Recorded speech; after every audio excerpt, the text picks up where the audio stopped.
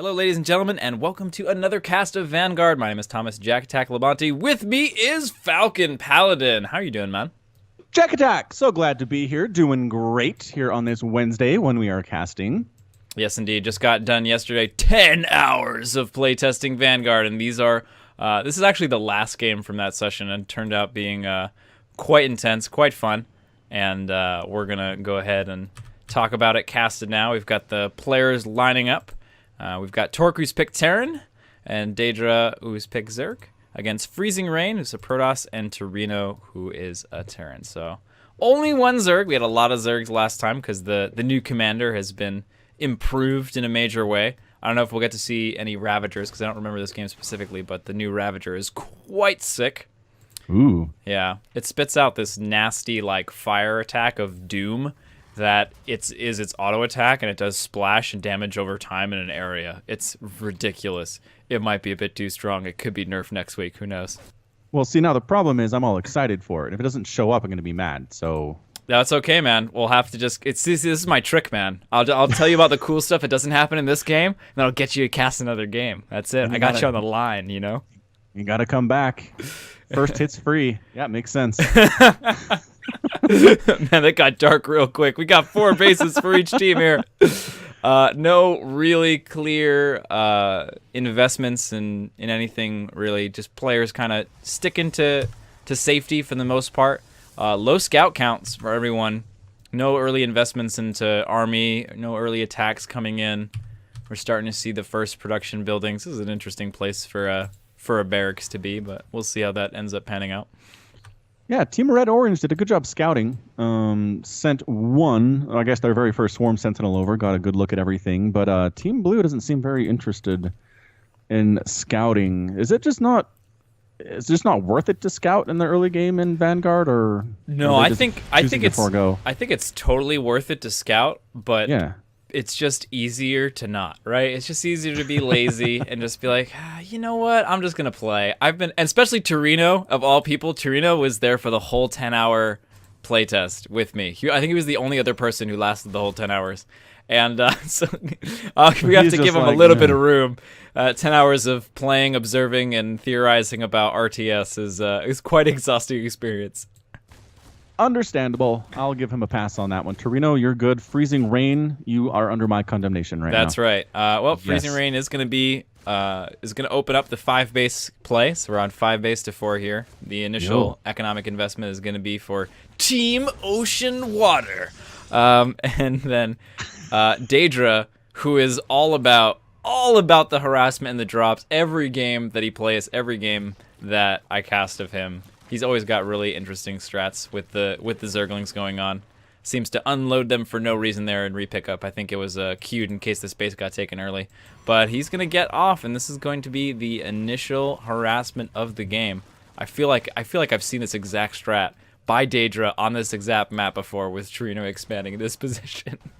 Yeah, and he was this guy that was doing all the lings in the last game we cast together that was super duper effective, even if they don't have speed. So we'll see if it's we'll see if it's effective. This is interesting. He didn't attack the SCV. He went right for the command center. Didn't end up getting it. Dragoons coming out here, so that's a Fenix player.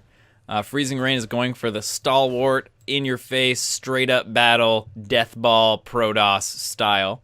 Obviously, lots of room to wiggle around with that, but Fenix is just so good in straight-up engagements. And Torque with the early heavy Herc count. Herc is a very bursty unit, and it can get on top of a lot of zone control units like siege tanks and lurkers and reavers in this case, I think would be the main sieging tool for Fenix. So it's a nice way to deal with those. And with that grapple ability especially, pull themselves towards tanks, towards big units with big ranges, and then just knock them down. Yeah, it's one of the things that I really love about any ability that you allow to target ground is that you just immediately open up all these spatial and strategic abilities, right? So since the Herc doesn't need a unit to attach onto, you can effectively do, and Torque does this sometimes, blink micro with Hercs by grappling them backwards. Or you can grapple some forwards, some backwards, and there's a lot of play that you can do. Scan, jump up a cliff. They're a really interesting unit for that. A little bit like the Terran version of a Blink Stalker. It's a lot of fun. Oh, there it is. Nice little moves there. Steven, who is an observer, talking about the Moopies, which are Kantuva's favorite neutral unit. He's given them 11 armor and 100 hit points and a stick that does 1 damage. Quite hilarious. We have many memes, many jokes about the Moopies as things go on. And we're starting to see Daedra come out with the Mutalisk, which is, you know, it's his style, right? Daedra really likes to play with these super high mobility units. It's a way to play in StarCraft 2, and it's definitely a style that works quite well in Vanguard also. Yeah, so the squishy, fast units that do damage, but if you catch them and hit them, they're going to die pretty quick as well. Are Mutalisks pretty tanky in this, or are they as squishy as they are in StarCraft 2? Pretty much everything is a little bit more tanky in Vanguard than StarCraft 2. Most things can survive a little bit longer. It helps the battles last longer and for players to get more value out of Micro. And we have a really big push coming in here. A little bit of a siege tank move out. Fortunately, they didn't take this low ground base, or they would have been totally in tons of trouble. And, oh, nice Herc move over here. They have a lot of damage versus armored targets. They're going to try to burst these down, but Immortal's really good as well, going to crush through. In the meantime, we do have this bit of Micro back and forth. Going to try and protect these tanks, but they're not really in range to do any damage just yet. They've really got to move forward to get value. Nice little snipe there on the Dragoon from these Mutalisks as well. Yeah, the tanks really need to move up here. Oh, unless Torque walks right into range. There we go, backing out now a little bit more intelligently. The Mutas are trying to find a little bit of angle to pick off these tanks, but the Marines are staying very, very close. Yep, just looking for holes, looking for ways that they can shave this off. And the problem with this push is that they really need to get the damage done, because the more time they wait, the less they've, like, no reinforcements are coming in here, right? So, like, Team Fire here is just building and building and building. They're going to have so many units, they'll soon be able to crush this. They are very much in a clock, and it looks like, are they just going to retreat from here? They might. It might be the smart move. They may have overstayed their welcome. Better to retreat and hold on to this army than lose the whole thing and have to spend money remaxing. But one of the interesting results of this attack is that the blue team has been able to secure a lot more bases than the orange team. The orange team has been so focused on this attack. Yeah, it looks like we do have 6 bases up for Team Blue, and just landing 6 base now is Torque, right? 1, 2, 3, 4, 5, 6. Actually, 1, 2, yeah, 3, 4, 5, 6 bases. Yep, 6 bases each, and got some Muta harass here as well from Daedra, just flying around, not staying in one place any too long there, picking off a few probes and a couple SCVs, and just trying to see if we can keep Team Blue inside their base and allow this expansion to get established. Yeah, just keeping them a little bit in check. Torque's expansion is going to be a little bit behind, but you can see it's kind of already finished. Starting to build up workers, and the incomes are beginning to level out as we have this 6 base versus 6 base state at the moment. But Torino already expanding to this base. Daedra expanding. This is, wow, they're really mirroring each other as far as economy goes. Yeah, they're expanding pretty well, pretty this might be a big opportunity. Point. Tons of Mutas and Herc Marine coming into position here, potentially getting that fortification. Oh, just barely not.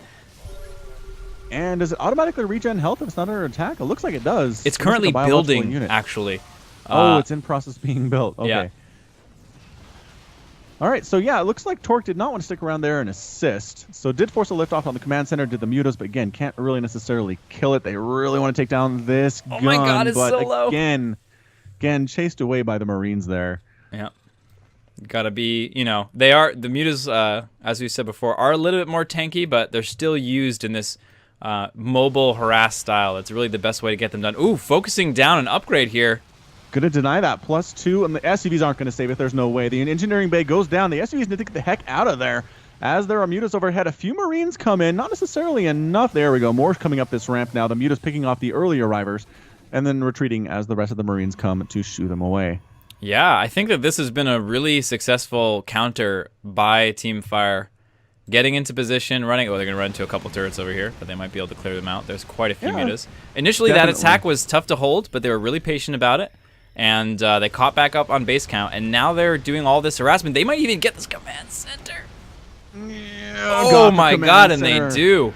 Don't want to stick around and take out the Aegis gun just because the Marines showed up to defend that, but otherwise I think they probably would have taken that down as well. There is a good, 15 Mutalisks there? Yeah, Daedra's army supply right now is 250, excuse me. really growing quickly. And he's just ballooning. He's really embodying the swarm style Zerg here. Just massive amounts of units. Which is really how it's intended to be played. Let's not lie. That's what Zerg's been all about here. So good attack from both Freezing Rain and Torino on this base on the top side of Daedra. Can he save it? I don't know. He does have a Nidus Destroyer here, but Immortals walking in, Reavers throwing down Scarabs. There's an Archon here as well. The Nidus Destroyer takes a long time to kill, but that base is gone. In the meantime, we do have Lings and Mutas rolling into this Marine tank group.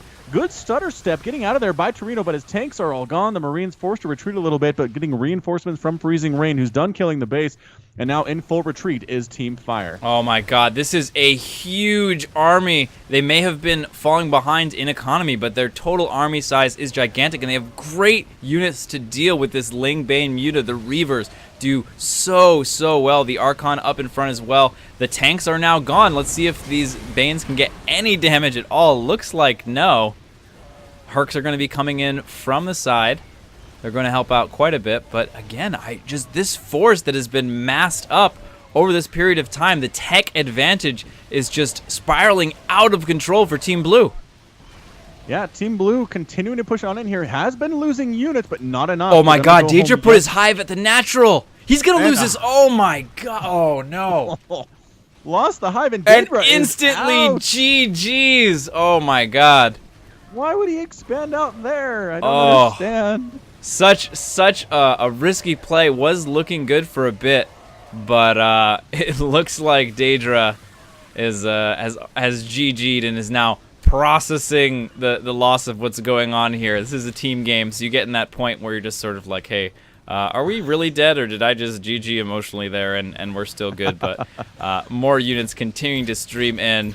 Spectres in the classic way. Daedra leaves the game, and that is all she wrote for this game. Great job by everyone involved. Just incredible comeback there for Torino and Freezing Rain. They got that initial hold. They expanded. They got their bases, and the counterattack was great. Did the economic damage, but by then Torino and Freezing Rain had already built up enough force to just kill them straight up. And Fenix is just a great commander for that. Just so powerful in the head-to-head fights. They were not playing Daedra's game. And as you mentioned, just a great job scouting Team Red, seeing what they were doing and just building units to counter it pretty much perfectly. The Marines, wonderful in most situations, but especially against air.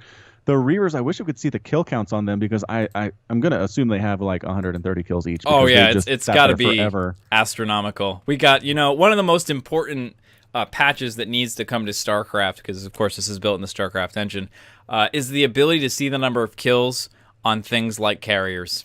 Yeah, it's like, really important. All this stuff about adepts, forget about it. I just want to be able to see kill counts on carriers, because that really is the most important part of the game.